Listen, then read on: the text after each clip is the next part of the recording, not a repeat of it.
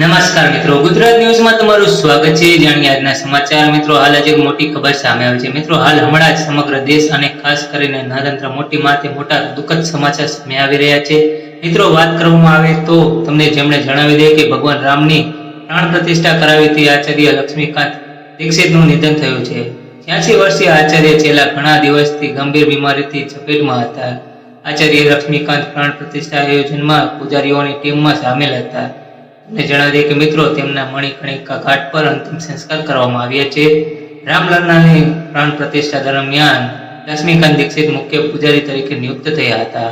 તેમના પૂર્વજોએ નાગપુર અને નાસિક રિયાસતોમાં પણ ધાર્મિક અનુષ્ઠાન કરાવ્યા હતા।